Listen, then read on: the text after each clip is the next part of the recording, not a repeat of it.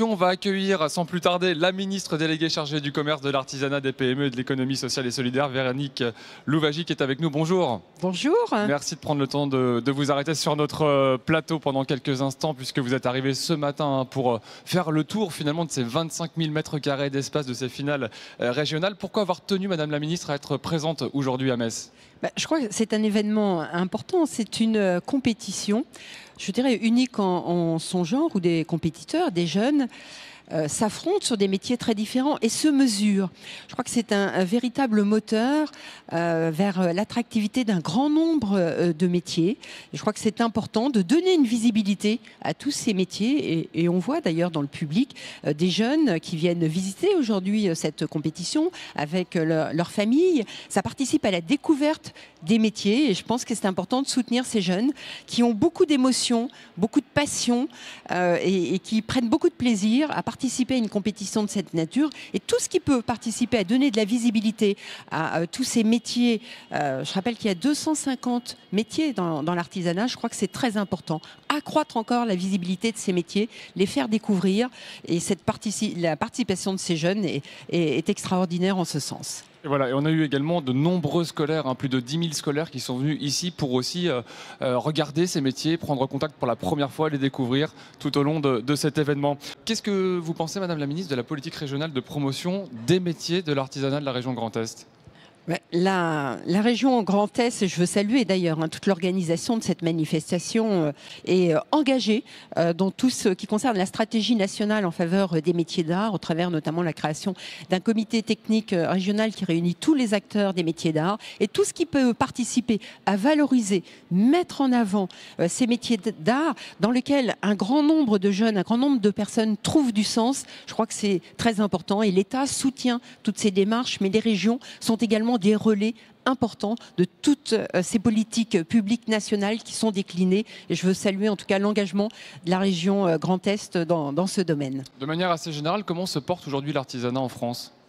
Écoutez, l'artisanat est en expansion dans ce sens que l'apprentissage, la formation sont des vecteurs importants puisque nous le savons, il y a beaucoup de métiers d'artisanat, il y a également beaucoup d'attentes, des recrutements importants. Il y a un certain nombre de métiers aujourd'hui qui ne sont pas pourvus. Je pense à des métiers dans le bâtiment que sont les charpentiers, les couvreurs, dans le domaine des chauffagistes aussi, dans d'autres métiers que sont la carrosserie, la mécanique automobile, l'hôtellerie, la restauration. Donc il faut faire encore découvrir plus ces métiers à nos jeunes. Je rappelle qu'en matière d'apprentissage, nous avons atteint l'année passée un nombre de 1 million d'apprentis. Un nombre qui a doublé en 10 ans. Donc il faut encore donner une accélération à ce dispositif. L'apprentissage est une voie d'excellence pour soutenir, organiser le savoir-faire dans le domaine de l'artisanat, organiser la transmission des savoir-faire. Il y a beaucoup d'innovations, ce sont des métiers d'excellence et je pense qu'il faut poursuivre toute cette dynamique importante qui a été engagée ces dernières années. Et particulièrement ce genre de compétition, alors ici dans le Grand Est, mais partout dans la France, il y aura les finales nationales. On attend évidemment les joutes européennes. On a plusieurs représentants du Grand Est qui nous représenteront au Danemark du côté des Euroskills au mois de septembre prochain. Donc voilà, ces manifestations-là en particulier font la promotion en général des métiers de l'artisanat. Tout à fait. C'est des compétitions de cette nature, je dirais, ce sont des moteurs en faveur de l'attractivité de ces métiers. Ça crée des focus sur ces métiers. Ce sont des accélérateurs de compétences. Je l'ai vu en échangeant avec des jeunes. Nous mesurons la passion, leur volonté, leur envie encore d'aller plus loin, leur envie de se mesurer, leur envie d'accroître leurs compétences. Et je comparais un petit peu, puisque nous sortons des Jeux olympiques et para-olympiques, sont finalement des Jeux olympiques des métiers.